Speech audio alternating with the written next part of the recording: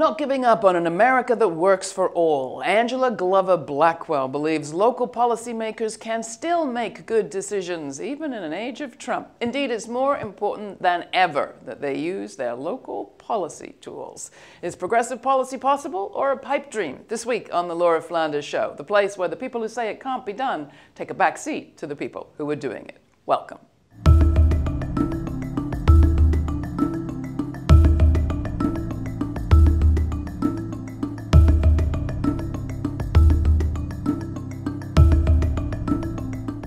A movement is not a flash of light. It's a flame, a torch passed from one generation to the next. So wrote the poet Maya Del Valle. Their words treasured and lived by our next guest, Angela Glover Blackwell. Throughout a career in philanthropy, research, and advocacy, Blackwell's been dedicated to using public policy to change communities and lives. Under President Obama, she served on the President's Advisory Commission on Educational Excellence for African Americans. She started PolicyLink in 1999 as something she calls a research and action institute. It works with policymakers, especially in the areas of health, housing, transportation, education, and infrastructure. In 2013, with PolicyLink, she collaborated with the Center for American Progress to write and release All In Nation, an America that works for all.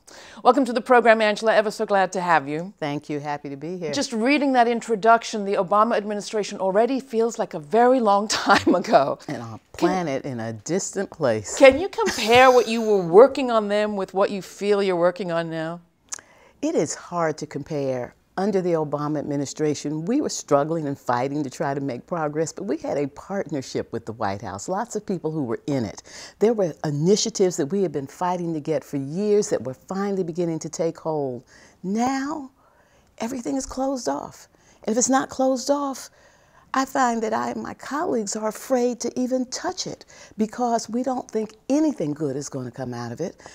The contrast is just completely stark. Yeah. We moved from an administration that was trying to overcome decades of neglect in local communities and struggling with inadequate resources to partner with people in local communities who felt they had wisdom about what needed to happen, to now an administration that is at odds with everything that we believe in, shutting down, taking away the safety net. It is awful. So is all lost? All is never lost. All is never lost. You started off talking about our moment. This is our moment. It is going to be our moment. The good news is that we actually had found each other across the spectrum of those who were working for social change and inclusion before this administration came in. And we are having to step back from the things that kept us from being completely united because we were nuancing this, or we had a priority that was slightly more important. We now see that we have to get behind those who are being attacked at the moment. We have to get behind a few common ideas. And so it is our moment, but we're going to have to struggle to make this moment about progress and not just resistance. We've got to be in a resistance mode, but if all we do is resist for a number of years, we will have slipped far back. So how do we make progress, and maybe more importantly, where do we make progress? I mean, somebody said to me the other day, Washington is like a gorgon. We need to look away and focus elsewhere. In the cities, in the states, in your neighborhoods, where do you see the greatest opportunity to claim this moment for making some kind of progress? Well, the organization that I lead, PolicyLink, has always been grounded in the struggles and the campaigns and the ideas and innovations in local communities. And we found, especially under the Obama administration, that we could look to Washington to be able to build on that wisdom. I want to look away from Washington right now, but I can't afford to do that because we have to protect what we have achieved. We have to resist awful things happening. And this is a time when we can return to our roots of innovation in cities, return to our roots of understanding the struggles across geographies, from rural communities to declining suburban communities to inner city communities. And as we do that, we will come up with strategies that we'll be able to get into federal policy at some time in the future. But right now, I think that the hope really comes from seeing local communities stand up. The sanctuary movement is really thrilling. Looking at local communities decide that they are going to protect all the people who live in their jurisdictions, whether they are residents or all the residents, whether they are citizens or not. I think that the people who are leading local jurisdictions are finding that they have real common ground with advocates that they have been spending too much time pushing against. I think that some of the innovation is going to come as we create ways to fight the federal government. And I think fighting the federal government is not a bad thing at all times. I think the federal government is there to be able to serve the people, but it is a system that only serves the people when the people make demands. So clarify that a little bit, because for progressive people, particularly people who came up through the civil rights movement, any undermining of the principle of respecting federal rule is dangerous. It takes you back to eras of states' rights which never worked for civil rights, if you know what I mean. I grew up in the civil rights movement, and I know that the federal government did not come running and embracing the civil rights movement. Sure. It got pushed to embrace the civil rights movement, and it needed to be pushed even more. So when I talk about having to push the federal government, I'm just saying that I think that during the Obama administration, those of us who would call ourselves progressive and activists didn't push as hard as we would have if somebody else had been in that White House. And so I think one of the positives that's going to come out of this negative moment that we're in is a revitalization of democracy. And democracy needed revitalization. That people who understand that it is that tug and pull with the federal government, with local government, that actually leads to good policy solutions need to get back in that pulling and that tugging. I think that across the country, we're letting those people who are almost professionals decide how democracy is going to work. I think the people are taking it back into their own hands. They're saying, you professionals didn't exactly know what you were doing, and we're going to help you learn what it means to have your ear to the ground, to be in community, understanding the struggles of people trying to raise families, that the divides that have been fanned by our politicians aren't real divides when you actually get into community and talk with neighbors. So give us some examples. You do a lot of work on the question of equity. What is it? And what models do you have of doing that work that goes across people's, across divides or apparent divides? When I use the term equity, I mean just and fair inclusion into a society in which all can participate, prosper, and reach their full potential. Equity really looks at the outcomes that we want for people, and it backs into what the inputs need to be. When we think about this extraordinary inequality that we're experiencing right now, equity is more important than ever. I think that equity is the antidote to inequality. If we really create a space in which everybody is able to reach their full potential, we are pushing against these extraordinary disparities that we have seen. But this notion of equity is one that really pushes against the notion of a zero-sum game. Equity is not a zero-sum game. Zero-sum meaning if I have more rights, you'll have fewer. It is not about that at all. What it is about is by making sure that everybody can participate, everybody benefits. The example that I use to make that point is the example of those curb cuts in the sidewalk that are there because of the advocacy of people with disabilities in wheelchairs, who even as they gained rights, civil rights, could not really realize those rights if they couldn't physically get around the communities that they lived in. So through their advocacy, we got those curb cuts. But how many times have people been pushing strollers and not had to pick those contraptions up? Workers had their burden eased when they're pulling wagons and pushing carts. How many times have we just been trying to catch a train and we were able to do it because of those curb cuts? And something else we know is those curb cuts save the lives of unencumbered pedestrians because they orient people to cross at the corner. Study after study has documented the lives that are saved. The point is that when we solve problems for the most vulnerable with nuance and specificity, the benefits cascade up and out. The same is true for the economy. That we have an economy in which people are being left behind, and the people who are being left behind the most, those who were formerly incarcerated, those who are recent immigrants, those who haven't been able to get the benefit of a robust education. If we focus on those people who've been left behind, who are disproportionately of color, by the way, and becoming the majority very rapidly, if we get it right for those who are being left behind, the economy improves. We know that if we close the wage gap between people who are white and people who are of color, the GDP would be $2.1 trillion higher. So the benefits are extraordinary. What we need to do is to begin to embrace this notion that we really all are in this together. An example is transportation. Transportation is one of those things that we take for granted if you have a car. For people who don't have a car, they are dependent on public transit. Public transit is used mostly by people of color. 60% of the ridership is of color. People who are low income, without cars, often families struggling, women raising children by themselves, totally dependent on public transit. When we invest in a good public transit system, though, not only do we help those people who can't get around without it, we help employers because their employees are getting there on time.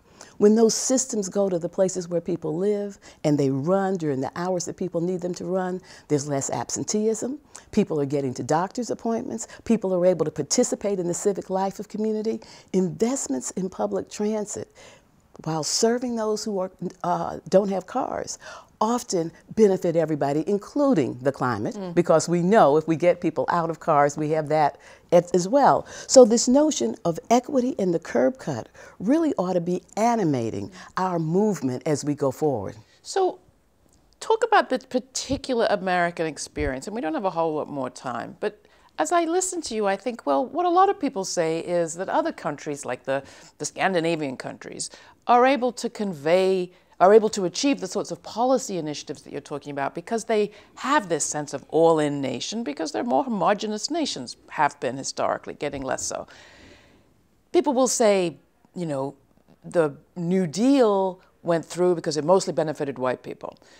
The war on poverty less so because it was going to benefit people of color, single moms of color, you name it. Insofar as, and maybe I'm grasping at straws here, but insofar as we never finished that work, and perhaps we didn't because we didn't really want to grapple with the legacy of racism and white supremacy in America. So we hoped that everybody would just come along with this kind of deracialized version of social services and what's good for you is good for me without us really getting into it. Insofar as maybe we sidestepped it, does this moment where it's kind of life or death for us with respect to our public services, whether we do believe we're an all-in nation or whether we buy into the demagogues setting one group against another group for their own interests, even to the point of cutting programs that benefit the very people who voted for Trump. I'm thinking some of these medical programs that he's cutting off that serve his voters in Mississippi and Alabama when they can't get doctors. I'm talking too long, but is it this kind of moment? I mean, is it the kind of opportunity that I'm describing in this kind of moment? Because otherwise, you can talk all in nation all you like. He's talking just us nation, and he's got a larger megaphone at this moment. The history of the United States of America has been the history of racism and race. And until the country comes to grips with that, it is not going to realize its full potential. But it's gotten to a moment where it's going to fail as a nation. This will be a failed nation if it doesn't overcome the legacy of racism. And let me tell you why. We are becoming rapidly a nation in which the majority will be people of color. Since the summer of 2012, the majority of all babies born in this country have been of color. Now the majority of all those under 5.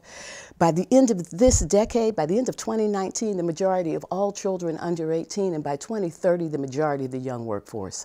We have become a nation in which the fate of the nation is dependent on those people who have been marginalized and discriminated against.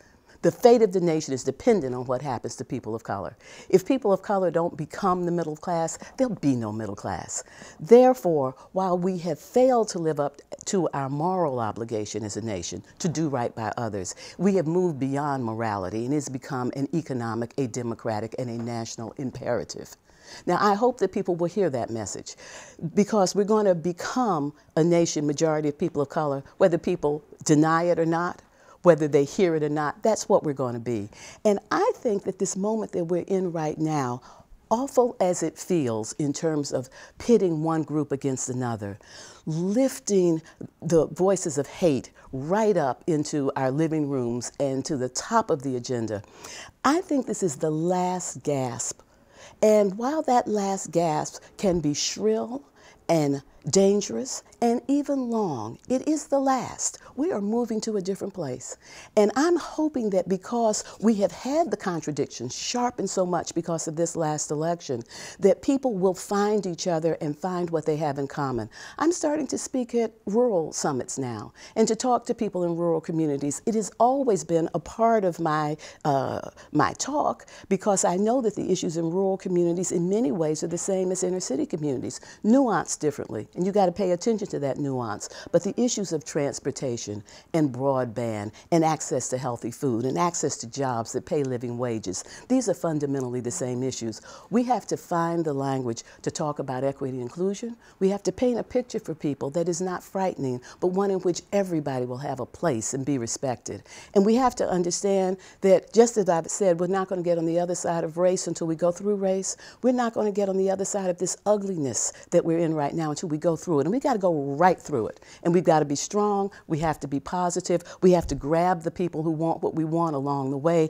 come out with more people than we went in with. But it will be okay. But we've got to fight to make it okay. Yeah. Who are you inspired by in all of this? I'm inspired by the people. I'm inspired by the people. I'm inspired by the people who were here and not documented and going about their lives. I'm inspired by the creativity of those people who, when they send their kids to school, don't know if they're going to be there when they come home. I'm inspired by the kids who go to school, try to pay attention. I'm inspired by those who are getting the brunt of our hate and standing up and saying, we're here, we're going to be here, join me.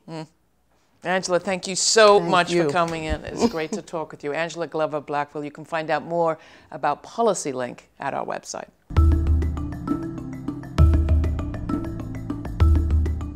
Well, you heard it from our guest. We're not going to get on the other side of this ugliness until we go right through the middle of it. And that sure feels like where we are. Check out this latest video from PolicyLink on why this is our moment and how our communities can come out with more than we went in with.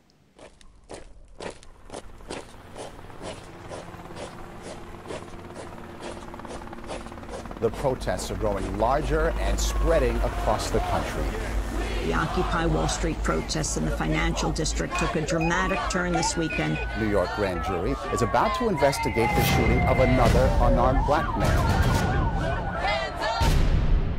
Their purpose was to peacefully disrupt what they see as the routine of injustice. Step, move, walk. Witness moment transformation to movement forward. An elder recently says to me, this is a protracted struggle. If we didn't believe we could make a change, we'd still be slaves. We have to continue to fight no matter what. A movement is not a flash of light.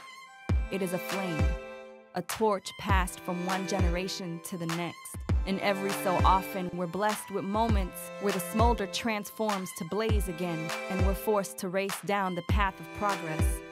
Step, move, walk, witness moment, transformation to movement forward. It has spread steadily and far beyond Wall Street. In 2011, a coalition of thousands shut down parks, city halls, banks, universities, the Brooklyn Bridge. The 99% occupied our TV screens and minds, a sizzling, static, electric spread.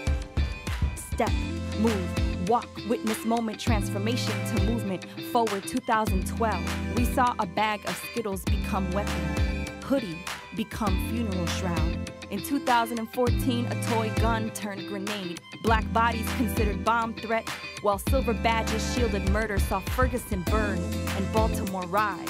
Now we watch as a new generation breathes and declares Black lives bulletproof, beautiful, radiant, priceless, necessary. Step, move, walk, witness moment, transformation to movement forward. 2014. In the Southwest, our own Iron Curtain, a fence all steel, a wall all concrete, barbed wire, knife edge, cut down by dreamers who dare to defy silence. Declare crossing a man-made border does not make a human illegal or alien. Who say to this government, this too is my America, I will not be rendered invisible. Step, move, walk, witness, moment, transformation to movement forward, 2015. Across the country, love is finally constitutional, can no longer be legislated, mandated, or measured, and a commitment between two humans cannot be subject to religious interpretation in a nation built on religious freedom. Step, move, walk, witness, moment, transformation to movement forward. In Seattle, Los Angeles, and New York, the people who keep our cities afloat, the working poor, working daybreak to dusk, grasping onto a disintegrating American daydream, demand their labor be compensated with a wage they can thrive, not just survive on, and minimum wage no longer equates to a marginal existence. Vote to give millions of the hardest working people in America a raise. Step, move, walk, witness, moment, transformation to movement forward, 2015. In New York City nail salons, Asian women bend in manicure over prayerless hands, inhale unholy chemicals that cause cancer and miscarriages while their daily bread is stolen. Now they gather in numbers, a call for justice and safety that is finally being heard by lawmakers. Step, move, walk, witness, moment, transformation to movement forward across the country. The decriminalization of marijuana means we don't lose brothers and sisters to a prison system intended to keep them there. In California, Proposition 47 reduced felonies, let loved ones come home to communities starved of their brilliance. In Dallas, a 14-year-old Muslim boy is accused and arrested for making a bomb. A simple hashtag becomes a call to action, and we stand with Ahmed, not ignorance. Step, move, walk, wake up. Our right to remain in slumber has been revoked. Silence and apathy are now the only crimes. Watch how every breath is a dance of dissent, every raised fist an act of resistance. Witness this moment in history turned blaze again. Every moment the flame is growing, but will you be the fire? This time, will you be ember? Will you be catalyst in combustion? Will you claim the torch?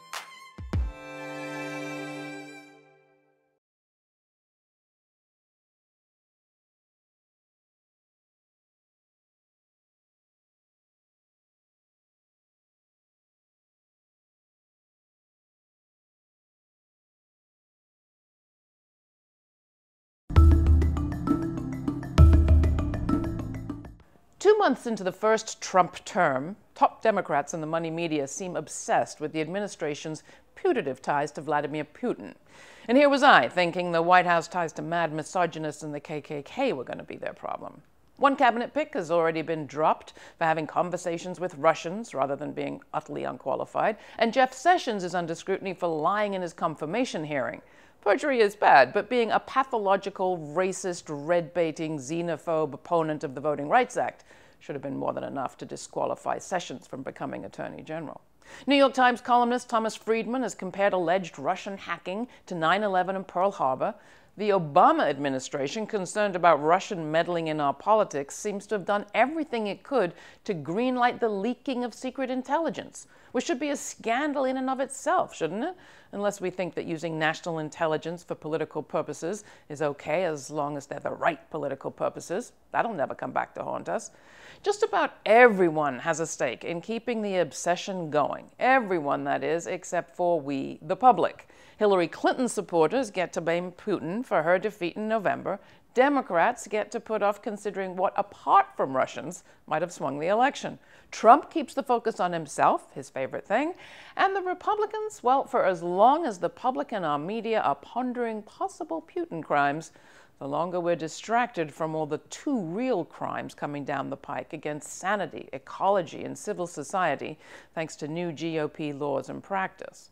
Let's not forget that both the US and Russia have nuclear weapons. I don't know, I just thought it might be worth a mention. The Bulletin of Atomic Scientists moved its doomsday clock half a minute closer to doomsday in January, the closest it's been to the end of humanity since the birth of the arms race. Ratchet up the Russophobia too far, and it could have some unfortunate consequences. I'm Laura Flanders. Write to me, tell me what you think. Laura, L-A-U-R-A, at lauraflanders.com. And check out our website for all of our archives and information on how you can subscribe to our free weekly podcast.